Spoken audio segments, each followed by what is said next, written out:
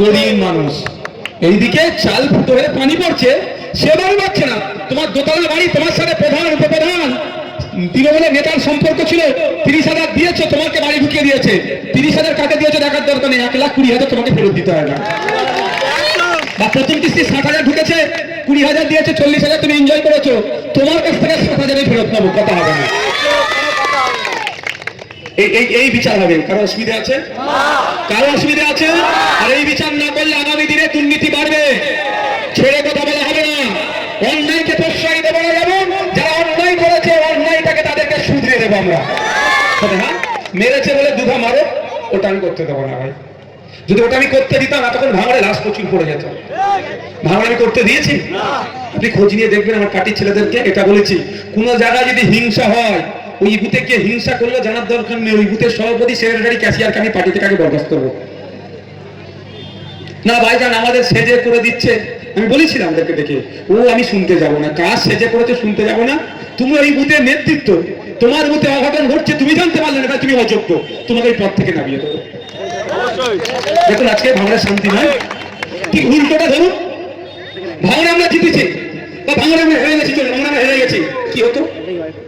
সাধারণ মানুষের ঘর আছে, ওরা মাটির সাথে মিশিয়ে দেওয়ার চক্রান্ত করেছিল বলে আমরাও সেটা করবো?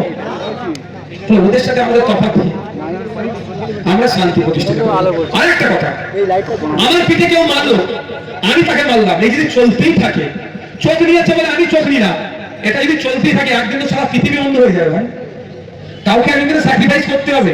আমার পিঠে মেরেছে, রাগ হয়েছে, খুব রাগ হয়েছে, আমি যদি না মারা থেকে বিরত থেকে যাই, আগামীতে দেখবেন এই মারামারি রাজনীতিটা আর হবে না, বন্ধ হয়ে যাবে। তাই স্যাক্রিফাইসটা আইসের কি করতে হবে, বামেদের কি করতে হবে, তাই আমরা এই স্যাক্রিফাইস করেছি ভাঙড়ের মানুষের সাথে, ভাঙড়ের মানুষ যাতে শান্তিতে থাকতে পারে, ভাঙড়ের মানুষ সাথে ঐক্যের সাথে থাকতে পারে, সেই স্বার্থে করেছি। ভাঙড়ের মানুষকে আমি ধন্যবাদ জানাই। একটা কথা যেটা ভুলে যাচ্ছিল, মান ভাই ভুলিয়ে দিল, ওই কারখানার ব্যাপারে নওশাদ সিদ্দিকী কারখানা থেকে নিশ্চিন্তে থাকবেন আপনারা, আপনারা নিশ্চিন্তে থাকেন। নওশাদ সিদ্দিকী কারখানা থেকে 1 টাকা যেমন তুলবে না, কাউকে পাঠিয়েও তুলাবার ব্যবস্থা করবে না। অনেকে কারখানায় কাজ করেন তো, যদি কোনো সময় মালিক বলে এরা নওশাদ ভাইজানের হয়ে ইয়াসিন টাকা নিতে এসেছিল রে, রাহুল টাকা নিতে এসেছিল রে, আব্দুল মালিক ভাই এসেছিল, নওশাদ ভাইজানকে পাঠিয়েছিল, সঙ্গে সঙ্গে মালিককে কি বলবেন? ওরা ধান্দাবাজি করতে এসছে, ভাইজানের নাম করে টাকা তুলতে এসছে, আমি টাকা তুলতে পাঠাবো না বাকি। হ্যাঁ, যদি বলে অঞ্চল নেতৃত্ব এসেছে, দায়িত্বশীল এসেছে, এসে বলেছে যে ভাঙড়ের 10টা বেকার ছেলেকে চাকরি দিতে হবে, কাজ দিতে হবে, বলবে হ্যাঁ ভাইজানের কথা বলেছে, বুঝে আসছে? টাকা তোলার কথা বলে বেঁধে রাখবে চেন দিয়ে, চেন দিয়ে বেঁধে রাখবে। আমাকে খবর দেওয়ার আগে থানাকে খবর দেবে, আর থানাকে আমি বলবো ডবল সেকশন লাগাবে এদের নামে। অন্য কেউ গেলে সিঙ্গেল সেকশন, আমাদের ছেলেরা গেলে ডবল সেকশন, বুঝতে পারছো? কিন্তু আমার ছেলেরা যে যদি বলে আপনার এখানে 10 জন ভ্যাকেন্সি আছে, 10টা ভাঙড়ের ছেলেকে ঢুকাতে হবে, জানবেন হ্যাঁ ভাইজানের সাথে আলোচনা করেই এসেছে, ভাইজানের হুকুম নিয়ে এসেছে। আমরা চাই ভাঙড়ের এই যারা কাজকর্ম বাইরে যে করতো, এবার তার আস্তে আস্তে ভাঙড়েই ফিরে আসুক, ভাঙড়ে এত কারখানা আছে সেখানেই কাজ করে, তবে কাউকে কাজ থেকে সরিয়ে দিয়ে নয়। যেমন তৃণমূলের আমাদের অনেকের কাজ করে নিয়েছিল, আমরাও কাজ করবো না। হাটকর তৃণমূল হলেও কারো আমরা রুচি কাটবো না, ইমাম সরিয়ে দিয়েছিল, আমরা এটা করবো না। রুজি রুটির আমরা ব্যবস্থা করবো, কারো কাছ থেকে কেড়ে নিতে আমরা পারি না। এই তৃণমূল করে বলে কারো কাজ কেড়ে নেবে তোমরা, এরকম কেউ আছে এখানে? তার সে খারাপ লোক ধরে নিলাম, তার বাড়ি স্ত্রী আছে, বাচ্চা আছে, প্রত্যেকের বাড়ি আমাদের বাচ্চা নেই, শিশু নেই, তাদের মুখের দিকে তাকাতে হবে না আমাদের? যদি আজকে আমার সে একটু টাকা ওই যার বাপের পানের দোকান ছিল বন্ধ করে দিয়েছিল, মফিজুল আমাদের মফিজুল ওর কাছ থেকে সরিয়ে দিয়েছে, কার দোকান বন্ধ করে দিয়েছে। আচ্ছা তাকে বলে নেবো আব্দুল্লাহ ভাই আমাদের কাজ করে দিয়েছে, ওর অন্যায় কাজ আমরা করবো না। আব্দুল্লাহ ভাইয়ের পরিবারটা চলবে কি করে তারা তুমি ভেবেছিল? তারা তো অমানুষ, আজকে অমানুষের জন্য তারা আজকে তারা মার্কেটে না। আমরা একবার বলেছি মারবো ধরো, কিন্তু এত অন্যায় করেছে আইএসএফ নাই, পাবলিকে যদি ছটা তুলে হালকা হালকা করে দেয়, তাই মারামারি হানানিতে জড়াবেন না, অনুরোধ করছি। আমরা শান্তির সাথে থাকতে চাই, অনেক মারামারি হয়েছে, আর না, এবার আমরা দিন আনে দিন খাবি, যেমন খাবো, কোনো মারামারি হানানিতে জড়াবো না। যার যাকে ভালো লাগবে ভোট দেবে, ভোটের সময় না বলতে হবে, বুঝতে হবে, বরঞ্চ ভোটের সময় এক জায়গায় বসে কে তৃণমূল, কে বিজেপি, কে সিপিএম, কে কংগ্রেস দেখার দরকার নেই। এক জায়গাতেই মঞ্চ কর, বস, এখানে ঘুগনি মুড়ি কর, একসাথে খরচ দেয়, যারা ভোট দিতে আসবে একসাথে খেয়ে কাজ চলে যাবে। এই করতে হবে। আর কত মারামারি করবেন বলুন, আর কত রক্তপাত করবেন, আর কত ক্ষতি করবেন নিজেদের? বাড়ি ভেঙে দিচ্ছে, ট্রেন ভেঙে দিচ্ছে, কল ভেঙে দিচ্ছে। এত মানুষ কল ছিল বলে সরকারি কল দিয়েছিল, ভোট দিয়েছি, সরকারি কল ভেঙে চলে গেছে। ওই ওদের মতো আমার শিক্ষাটা আমরা করবো, আমরা শান্তি প্রতিষ্ঠিত করবো। তো সকলকে ধন্যবাদ জানিয়ে বক্তব্য শেষ করছি। শেষ করার আগে আরেকবার যে আমাদের বাংলাদেশের নেতৃত্ব পলাশদা, অমিতা আছেন, আইএসএফ এর নেতৃত্বরা আছেন, আপনারা যারা আছেন, আপনাদের প্রত্যেককে ধন্যবাদ জানিয়ে একটা বিষয় বলবো, এসআইআর, তাই তো এসআইআরটা বলবো, এটা বলে আমি শেষ করবো। ধন্যবাদ জানাই যারা ভোটে আমাকে যথেষ্ট সহযোগিতা করেছিল, ভোটারদেরকে বলবো এসআইআর নিয়ে আমরা গত 20 তারিখে গিয়েছিলাম ডেপুটেশন দিতে। সেখানে গিয়ে বুঝতে যেটা পেরেছি, ওদের সাথে কথা বলে ইশারা ইঙ্গিতে যেটা বুঝিয়েছে আমাদেরকে, কাজ ধীর গতিতে হচ্ছে, ফলে আমাদেরটা লাইনে আসছে না।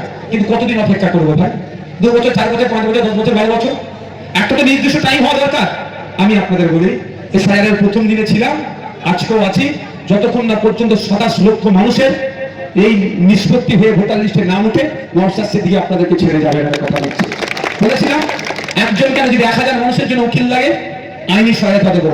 প্রতি অঞ্চলে উকিল পাঠিয়েছিলাম, ঘটের পুকুরে পরপর 2 দিন উকিল পাঠিয়েছিলাম, তাই তো? এবার আপনাদের বলি, এবার আমি সুপ্রিম কোর্টে আবার যাবো।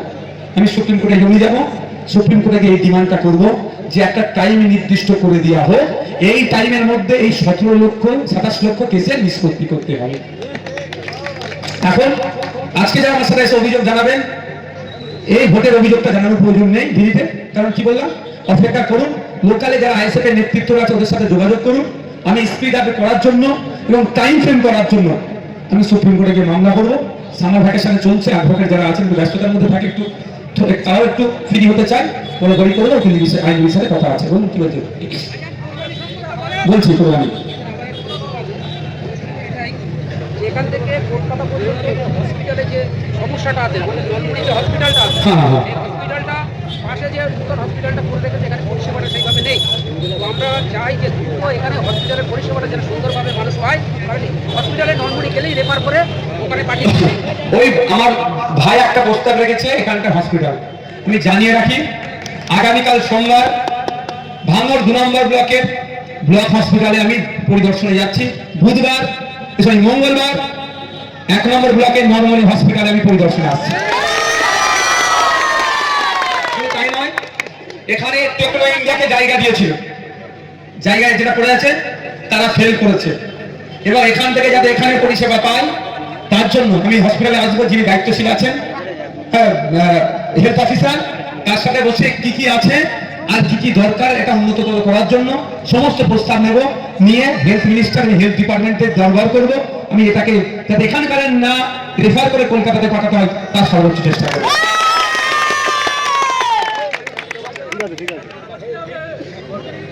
আর আরেকটা কথা হচ্ছে, এই বাসন্তী হাইওয়ে এক্সটেনশন করার দরকার আছে। শুরু হয়ে যাওয়ার জন্য প্রচুর অ্যাক্সিডেন্ট হচ্ছে, এই বিষয়টাতেও আগামী দিনে থাকবে। এটা বলে রাখি, নতুন বাস রুট ভাঙড়ের হোক। আর আপনারা দেখলেন আমি চিঠি পাঠিয়েছিলাম দিল্লিতে রেলওয়ে মিনিস্ট্রির কাছে, ভাঙড়কে রেলের মানচিত্রে আনা হোক। এটা খুব তাড়াতাড়ি একটা সুখবর পেতে চলেছেন আপনারা।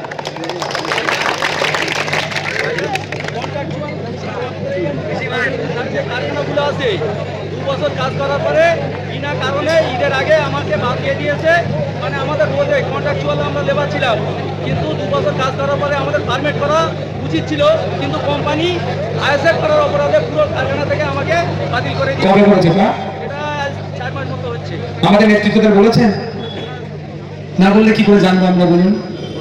আপনি যদি আইএসএফ করার অপরাধী করেছে, তাহলে আইএসএফ এর নেতৃত্বদেরকে বলতে হবে তো, আপনি আইএসএফ করুন আর নাই করুন। আমি বলবো, কারো কোনো এই ধরনের ঘটনা ঘটলে প্রথম বুথে আইএসএফ এর যারা আছে তাদেরকে আপনারা জানান, তারা অঞ্চল নেতৃত্বকে জানাবে, আমাকে জানাবে, আমি বিষয়টা দেখে নেবো। কথা বলবো, আমার এখন ডাকিনি ভাববে। এই যে কাজের কথা বললো, শুধু তাই নয়, কাজ করতে গিয়েছেন, দুর্ঘটনায় পড়েছেন, হাত কেটে গেছে, পা কেটে গেছে বা জ্বর হয়েছে, সেই দিনে রোজটা আপনারা পান কাজে না গেলে? কিন্তু 50 জন 100 জনকে নিয়ে কাজ করছে তো, লেবার কোড মেনে কাজ হচ্ছে না কেন? লেবার কোড মানতে গেলে ওদের টাকাটা একটু খরচ আছে, অনেক সিস্টেম আছে, পিএফ সব করতে হবে।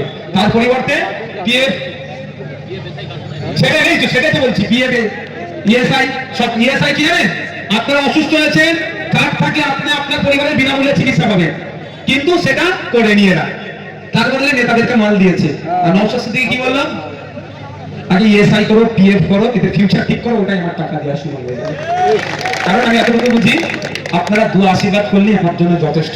আমার পরিবারের যতটুকু যা আছে ওতে আমার চলে যাবে, বেশি হয়ে গেলে এই খাটের নিচে থেকে টাকা বেরোবে, ওটা আমার দরকার নেই। আচ্ছা।